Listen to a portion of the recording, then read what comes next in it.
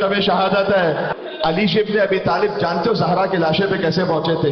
جب حسن و حسین نے بتایا نا کہ لقد ماتت امنا، ہماری ماں مر گئی ہے، اسما بنت امیس سے آ کے کہا تھا کہ ہم اپنی ماں کے پاس جانا چاہتے ہیں۔ اسما نے کہا پہلے کھانا کھا لو۔ کہا آپ نے کبھی دیکھا ہم نے اپنی ماں کے بغیر کھانا کھایا ہو؟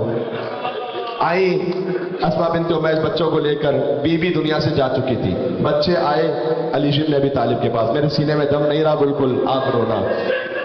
آیت اللہ وحید خراسانی کہتے ہیں جیسے ہی علی نے شہادت کی خبر سنی، علی اٹھے، گرے، پھر چلے، پھر گرے، پھر دائیں گرے، بائیں گرے، یعنی علی زہرا تک ایسے پہنچے جیسے حسین اکبر کے لاشے تک پہنچے تھے۔ آ کر کہا کلمینی یا زہرا، اے زہرا مجھ سے کلام کرو، انا ابو الحسن المظلوم، میں مظلوم علی ہوں، مجھ سے کلام کرو۔ بیوی نے آنکھیں کھولی، کہا یا ابو الحسن، خدا نے مجھے آپ کے ثبوت کیا تاکہ دنیا اور آخرت میں آپ کی زوجہ بن کر رہوں۔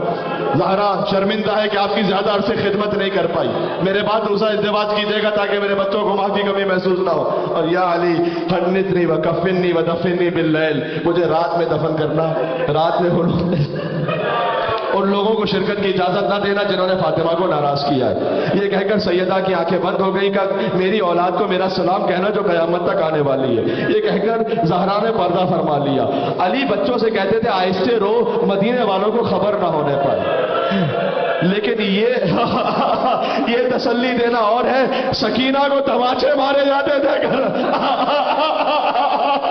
یہ حسین کا مقدر تھا، وہ سکینہ کا مقدر تھا۔ ابو ذر کے گھر پر بھی گئے حسن اور حسین خاموشی سے، سلمان کے گھر پر بھی گئے اور دق الباب کیا۔ سلمان باہر آئے، کہا اے سلمان ہماری ماں مر گئی ہے، بابا نے بلایا ہے، آؤ چلو۔ خاموشی سے آئے۔ اچھا آپ ہر گھر میں میت ہوئی ہے کوئی نہ کوئی، کبھی ہوتا ہے آپ غسل و کفن میں بہت مصروف ہوتے ہیں تو اندر سے رونا بھی چاہتے ہیں نا، اندر گھٹ جاتے ہیں، آنسو خشک ہو چکے، آنسو پورے نہیں آ رہے ہوتے، لیکن جب اچانک آپ کسی بڑے قریبی کو دیکھیں اپنے، اس سے سینے لگ کر بڑے بھاڑے مار مار کر روتے ہیں۔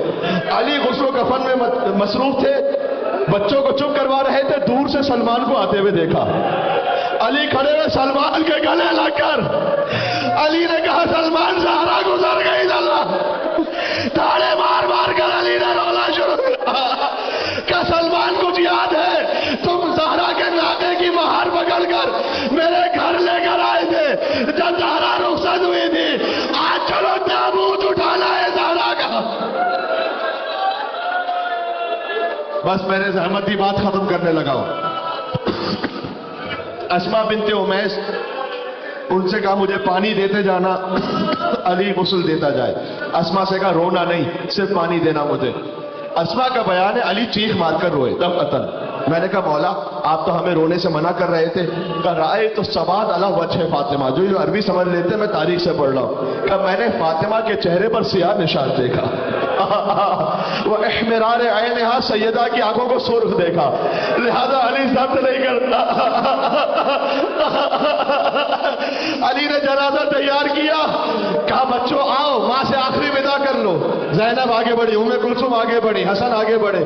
حسین اپنے چہرے کو ماں کے تلووں سے لگاتے تھے، کہتے تھے واہ غربتا، اماں آج حسین بہت غریب ہو گیا، اماں آپ جب تک مجھے خود نہ بلائیں گے، اماں یہ کہنا تھا بندے کفن ٹوٹے، فاطمہ کے ہاتھ باہر آئے، حسین کو سینے سے لگایا، اے میرے لال میرے سامنے غربت کا ذکر نہ کر۔ آسمان سے ملائکہ آئے کہ اے علی حسین کو ماں سے جدا کر دے، ملائکہ میں کوہرام بپا ہے۔ علی آگے بڑھے، آخری جملہ ماتم کرنا، حسین کو جدا کیا، بہت پیار سے جدا کیا ہوگا، سکینہ باپ کے لاشے سے شمر نے تماچے مار کر جدا کیا، زہرا